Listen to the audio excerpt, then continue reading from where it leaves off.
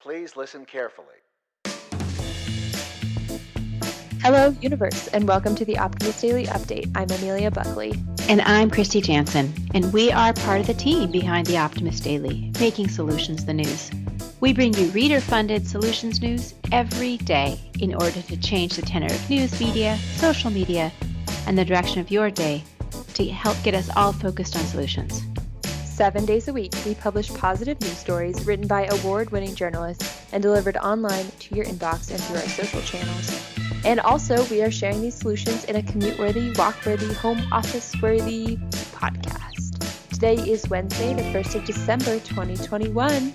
Wow, I should have added in new month-worthy podcast. It's today. Today is December 1st. I can't believe it. I know. The 1st of that December. Doesn't feel real. November just flew by. Amelia, 2021 flew by. So did 2020. I'm in still this fugue state, and now we're still not out of it yet. Unfortunately. I was trying to explain to someone, like my sister graduates from college, not this spring, but next spring. And I was like, yeah, you're like class of 2022, right? She's like, nope, class of 2023. And I was like, well, there's no way you're graduating next year if you're class of 2023. She's okay, do the math in your head. Like, yes, 2023 is in a year. Yeah. So we haven't chatted since you got back from Thanksgiving. So how was your Thanksgiving? It was nice. It was nice, but it was also weird because in pre-COVID times, Thanksgiving is the one day of year that my family, my friends, my extended clan all comes together from wherever they are in the world, basically. It's essentially a gala event. Mm-hmm. There's been years when we've had 175 Thanksgiving guests. Wow. All together. And we commandeer the kitchens, and we all make it ourselves and we serve it ourselves, but we rent tables and chairs, and we rent a tent, we rent chafing dishes, and we cook for 3 days and make 12 turkeys and vats of mashed potatoes and stuffing and all of that. And everybody has their specialty dishes. I play the role of managing the kitchens. It's a big communal event, and it's so much fun, and people dress up really nicely. We all take pictures, and everyone comes in from wherever they are currently living.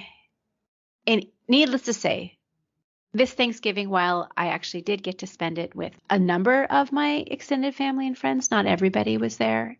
So it was really nice, and it was a great event, but it was not what I used to love about Thanksgiving. So it was also kind of sad. There was some of my extended family wasn't able to come because they have kids who are not yet vaccinated and they didn't feel comfortable, or they were in an immunocompromised situation. They weren't comfortable to travel. And then we had like a number of different groupings. So there was a couple of tables sitting outside of people who want to be inside. So it was still really nice. And then unfortunately, my pup Tucker had like an arm infected, so my husband and I spent the morning at the vet with him on Thursday morning, on Thanksgiving morning. He's okay and was fine, but it was a strange and beautiful Thanksgiving. How about you? How was yours? Well, mine sounds like it was a little less eventful, but it was, likewise, it was understated compared to Thanksgivings that we've had previously. But it was nice. I did get to go to Arizona, where my cousin lives, and she hosted this year. So it was the first year that one of the cousins hosted instead of one of the parents, which was exciting. And got to see her little place there and spend some good time. I went to there's a Native American Heritage Museum in Phoenix near where she lives. So we did like Thanksgiving, and then we also went and saw that, which was nice to, balance out our celebrations with maybe some reckoning of our past as well. But yeah, it was good. It was very low key. It was exactly what I wanted. So it was good. Sounds like fun. It's interesting when the generational shift happens and the parent generation no longer becomes the host, but rather and that may shift back in the years to come, but that's cool. You're graduating, Amelia. You're in the the fully adult generation. The fully adult world. Fully Well, my adult. cousins are 10 years older than me, so I have a Okay. little bit of wiggle room still. So you're still a kid in there, you're in the younger side of that, but Yes. you're moving into full adulthood. Householder stage will come next, and one of these days you're going to be hosting the family Thanksgiving. I hope so. I love to cook, so I look forward to doing that one day. Mm-hmm. But That'll be nice. well, getting into our stories, I think you came up with an unusual theme for us today that is very well fitted to our stories that we picked. Yeah, today we're kind of taking a look at across the pond and how they're dealing with advances and the new world in terms of electric technology and electric transportation. And do you want me to go first, Amelia? Yeah, you kick it off. Okay. So my headline reads, all new homes in England will be fitted with EV charging points. And as our listeners know, I am the proud owner of an electric vehicle. But I do definitely have something which is called range anxiety at times because I have an older model Nissan Leaf, which has not the biggest amount of range. It's totally fine for just daily around town, but it's not something I would take on a longer drive. And sometimes even when I'm just driving around, if I haven't had the chance to charge it all the way, or I have more driving that I end up doing, or I have lots of hills that I've dealt with in that day, it gets a little anxiety provoking that I may run out of batteries. So this is something that if you're a driver of a traditional gas guzzling car, you can always just pop into a gas station everywhere. There's gas stations all over the place and it takes you a few minutes to fill it up. And as long as you got some cash on you, that's not a problem.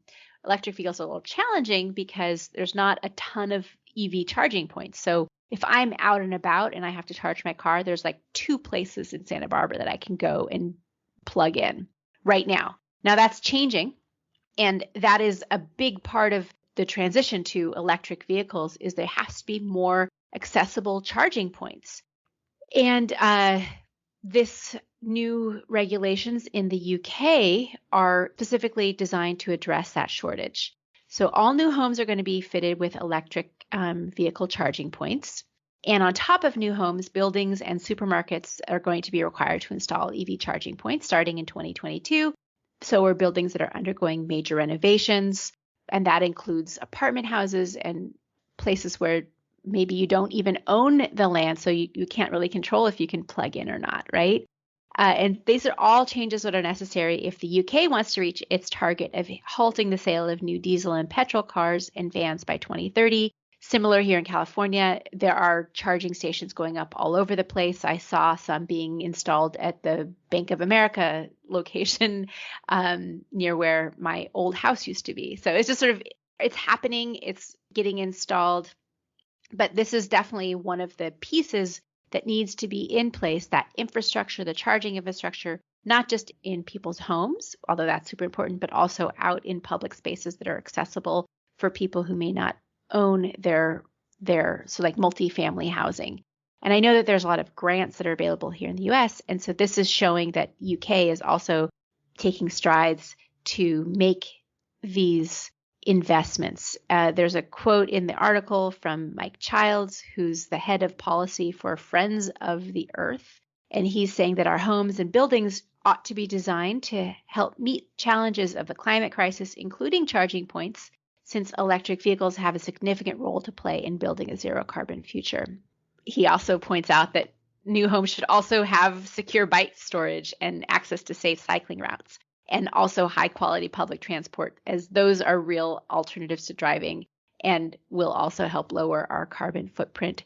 But anyway, there's lots of systemic changes that still need to get made to ensure that we're all reducing our carbon footprints as much as possible. But this plan in the UK to flesh out the EV infrastructure is certainly a step in the right direction. And that's why I wanted to highlight it today. Yeah, I love this one. I mean, this is definitely a trend that is happening everywhere. I think California has similar legislation that's going into place as well, but it's very exciting to make it easy. It's all about making choosing electric the easiest and most affordable option. Right. And there's like here in California, there are rebates that you can get if you want to trade in your car for an electric one.